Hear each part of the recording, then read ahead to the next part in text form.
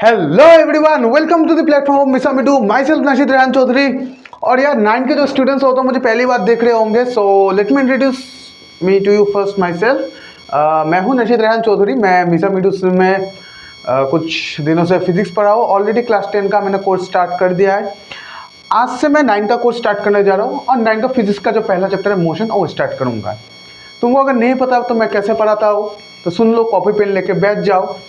And ये motion जो chapter है ना यार, जो पढ़ाऊंगा एकदम फील आ जाएगा तुमको। बहुत ही इंपॉर्टेंट और बहुत ही मज़ेदार चैप्टर है।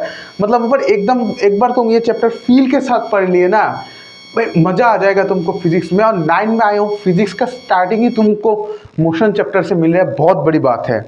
एक्चुअली जो मोशन चैप्टर है ना, एकदम रियल लाइफ एप्लीकेशन के ऊपर बेस्ड है। कॉम्प्लीटली लाइक मज़ा आ जाएगा तुमको यार। गाड़ी कैसे चलता है, तुम कैसे हिलते हो, ईच एंड एवरीथिंग तुमको इसमें समझ में आ जाएगा। So without wasting any time, चलो भाई आज का मोशन का जो लेक्चर है, पहला लेक्चर शुरू करते हैं। और ज़्यादा नहीं, 3-4 लेक्चर में ये मैं ख़त्म कर दूंगा। So let's start. पहली बात क्या पढ़ेंगे हम, what topics are we going to cover today. So today we are going to first of all cover scalar.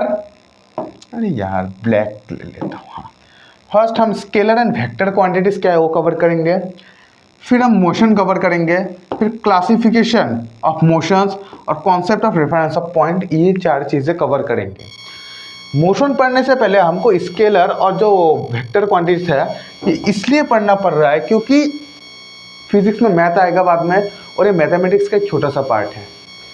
पहले स्लाइड में अगर लाओ तो इधर तुम्हारा स्केलर एंड वेक्टर क्वांटिटीज के बारे में बताया गया है। इधर जो स्केलर और वेक्टर क्वांटिटीज के बारे में बताया गया है एकदम लिमिटेड है। मैं बोलूँ तो एकदम लिमिटेड। क्लास 11 में जाओगे ना तो ये जो वेक्टर्स है इसके ऊपर एक तुमको अलग डेडिकेटेडली एक चैप्टर ही मिल जाएगा अलग, ठीक है।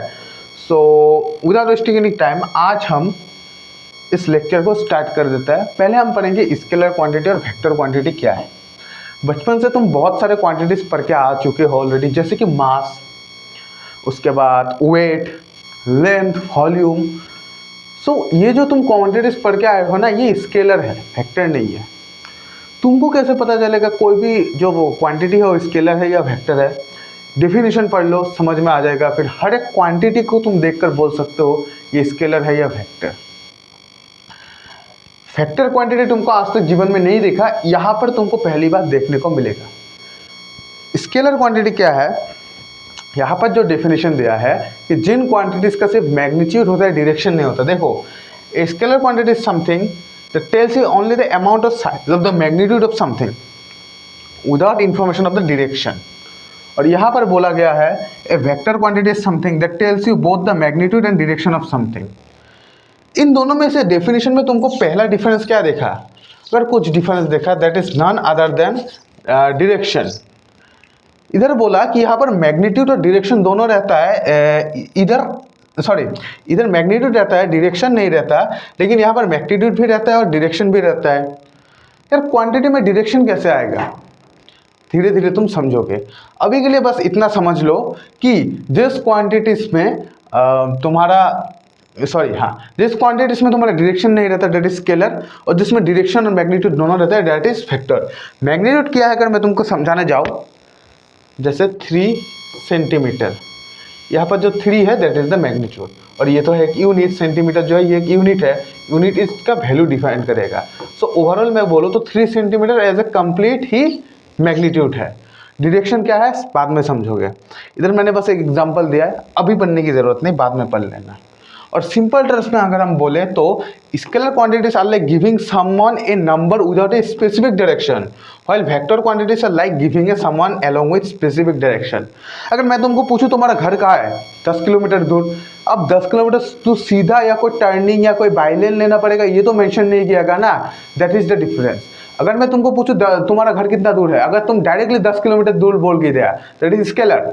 और अगर तुम बोला 10 किलोमीटर दूर है लेकिन इधर से 5 किलोमीटर बाद तुमको लेफ्ट टर्न लेना पड़ेगा, फिर 2 किलोमीटर बाद राइट टर्न लेना पड़ेगा, 3 किलोमीटर बाद घर पहुंच जाओगे मेरा, that is the vector concept. समझ आया? हाँ या ना? सिंपल कॉन्सेप्ट है। ओके, मोशन क्या है, अभी हम मोशन डिस्कस करेंगे। ये बस हमने एक मैथमेटिक्स का छोटा सा चीज पढ़ लिया। मोशन बोले तो जब भी हम मोशन सुनते हैं तो इंग्लिश में हमारे माइंड में सिर्फ एक ही वर्ड आता है, दैट इज मूवमेंट। और यही चीज है कि मोशन जो है, motion means movement. Okay, motion means movement. लेकिन अगर एग्जाम में what does motion means, motion का मतलब मूवमेंट तुम नहीं लिख सकते। ये तो हमको पता है मोशन का मतलब मूवमेंट है, लेकिन फिजिक्स के लोग कुछ अलग ही चीज बोलते हैं मोशन को। क्या बोलते हैं? If a body changes its position, कोई भी एक बॉडी है, मान लो ये भी एक बॉडी ही है, तुम हो ये, अगर तुम अपना पोजीशन चेंज कर रहे हो, पहले इधर थे फिर इधर थे फिर इधर आ गए, तुम अपना अपना पोजीशन चेंज कर रहे हो, ठीक है। तो if a body changes its position with respect to time, time के साथ अगर चेंज कर रहा हो तो उस बॉडी को हम मोशन कहेंगे। समझ आया? तुम देखो टाइम के साथ अपना पोजीशन चेंज कर रहे हो तो तुम मोशन में हो ना, पहले इधर इधर इधर, और बाहर से देखोगे तो मोशन में हो। यही बस फिजिक्स का डेफिनेशन है। समझ आया? अगर एक मार्क का आया, जो कि आएगा नहीं, तुम ये चेप दोगे, और कोई भी पूछे तो ये डेफिनेशन तुम चेप दोगे, ठीक है। Okay, moving to the next topic, uniform motion and non uniform motion क्या है। मोशन तो तुम समझ गए, change in position with respect to time. अब इसके लिए मैं एक एक्स्ट्रा स्लाइड लेके आता हूं तुमको समझाने के लिए स्पेशली। मान लो ये तुम हो, ठीक है, ये पॉइंट ए है, और मैं इंक चेंज कर लेता हूँ, थोड़ा अनकंफर्टेबल इंक लग रहा है ये। हाँ, मान लो ये तुम हो, ये है पॉइंट ए, ठीक है, ये है पॉइंट बी। तुमको पॉइंट ए से पॉइंट बी तक जाना है, मैंने तुमको ये टास्क दिया है, ठीक है। तुमको पॉइंट ए से पॉइंट बी तक जाना है, मैंने तुमको एक टास्क दिया। अब तुम इधर से इधर जाओगे, मान लो तुम पहुंच भी गए। अब जाने के दो तरीके हैं। अब जाने के दो तरीके हैं भाई। पहला तरीका ये है कि तुम इधर गए, फिर इधर गए, फिर इधर गए, फिर इधर गए, फिर इधर गए, ठीक है, एक स्टेप लेके लेके लेके के, ठीक है।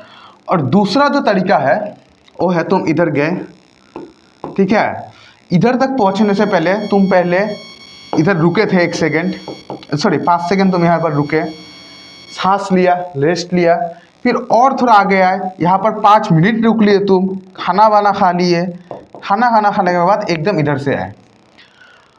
यही है बेसिक डिफरेंस। यूनिफॉर्म मोशन क्या है?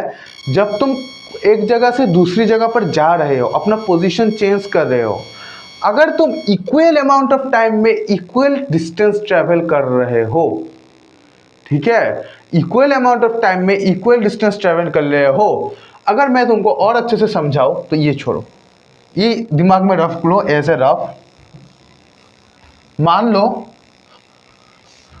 यह है पॉइंट ए, यह है पॉइंट बी। अरे यार, स्ट्रेट लाइन किधर गया? हाँ, ये एक डिस्टेंस है, ओके। मान लो ये है पॉइंट ए, ये है पॉइंट बी, ठीक है। 1 2 3 4, 1 2 3 4 5, यहाँ पर 0, मतलब ये मैं एक डिस्टेंस ले रहा हूँ। मान लो ये 0 किलोमीटर, 1 किलोमीटर, 2 किलोमीटर, एक रास्ता मान लो ये 4 किलोमीटर, 5 किलोमीटर, ठीक है, समझ गए। मैं सेम रास्ता यहाँ पर कॉपी कर लेता हूँ। ओके, कॉपी किधर से होगा? कॉपी होगा कि नहीं? अरे यार, कॉपी नहीं होता, ये बुरा लगता है। कॉपी किधर से होगा?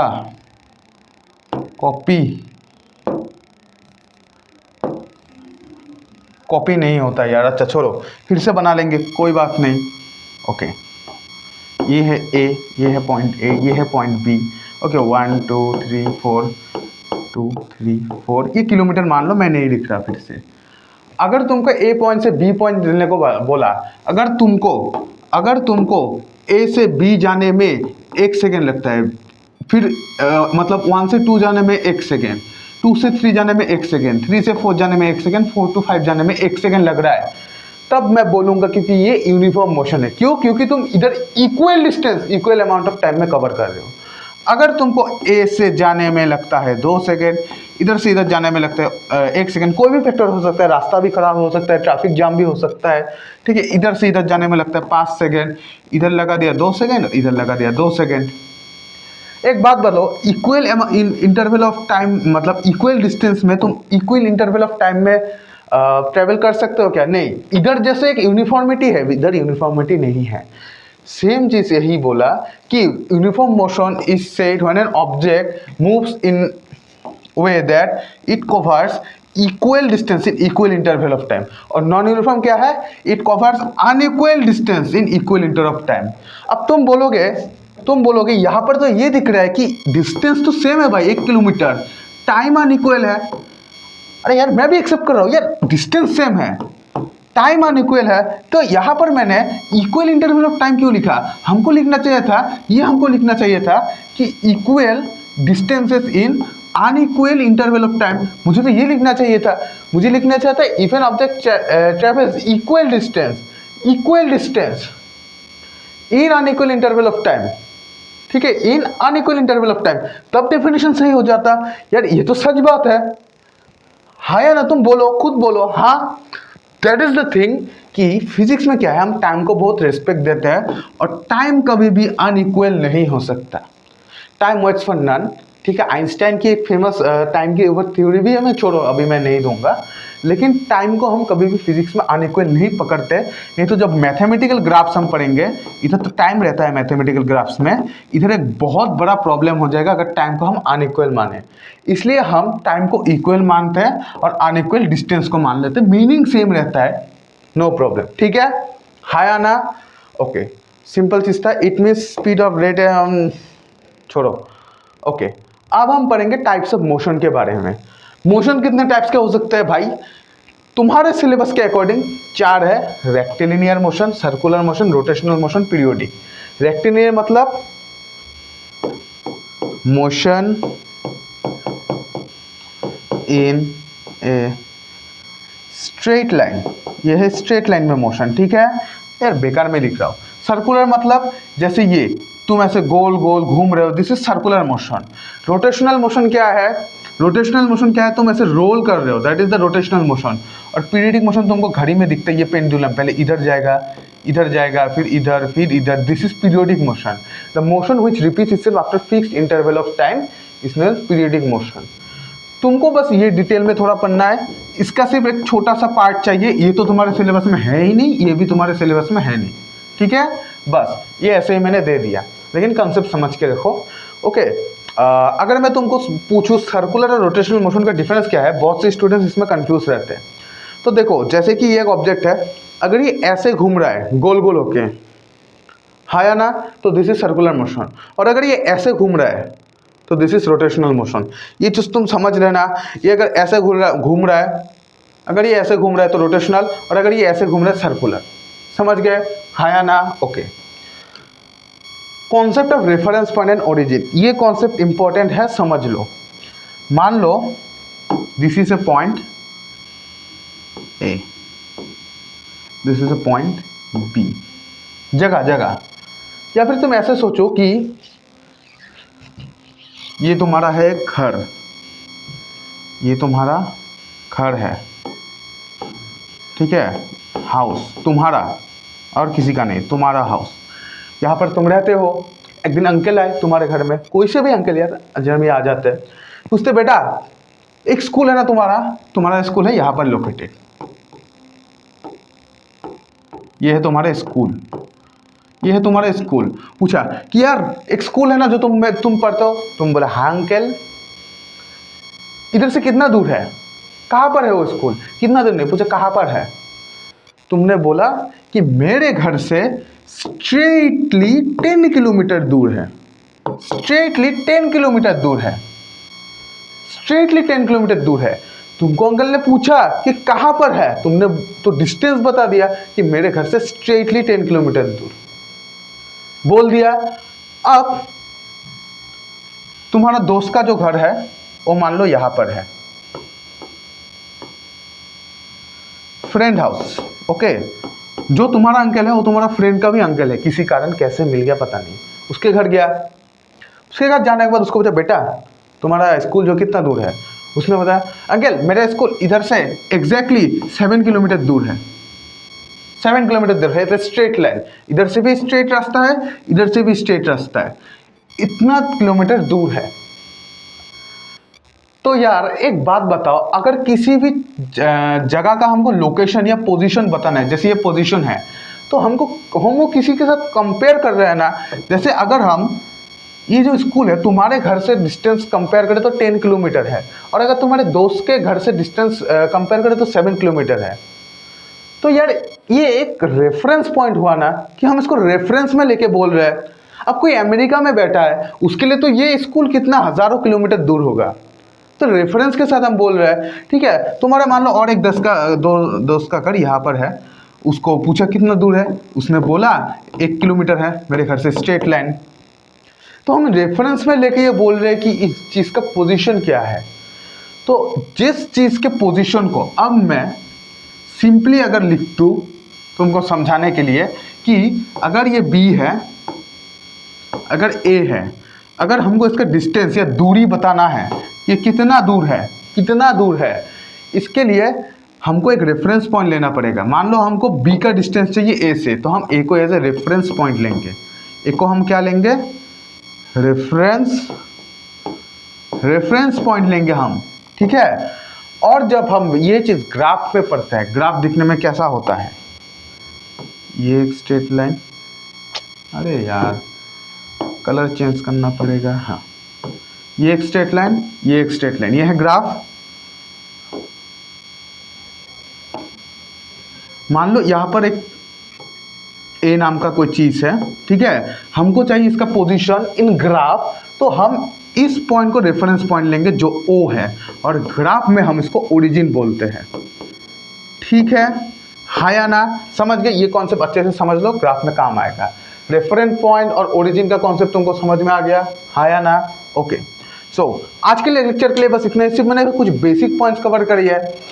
नेक्स्ट लेक्चर में वो बहुत ही इंपॉर्टेंट कुछ टर्मिनोलॉजीज लाऊंगा मोशन को रिलेटेड, जैसे एक्सीलरेशन, स्पीड, वेलोसिटी, उसके बाद डिस्टेंस, डिस्प्लेसमेंट, ये 5 क्या क्या मैं बोल देता हूँ, distance, displacement, speed, velocity, acceleration, ये 5 चीजें मैं पढ़ाऊंगा। उसके बाद इक्वेशन, ग्राफ पढ़ाऊंगा, खत्म। ओके, सो आज के लिए लेक्चर के लिए बस इतना ही। अगर आई होप ये लेक्चर तुमको पसंद आएगा तो लाइक शेयर सब्सक्राइब जरूर करना। मैं इससे भी बेटर कंटेंट तुमको नेक्स्ट लेक्चर में प्रोवाइड करूंगा। सो लाइक शेयर सब्सक्राइब तो करके रखना चैनल, और बेल आइकन भी दबा देना। एंड तब तक के लिए कीप वॉचिंग।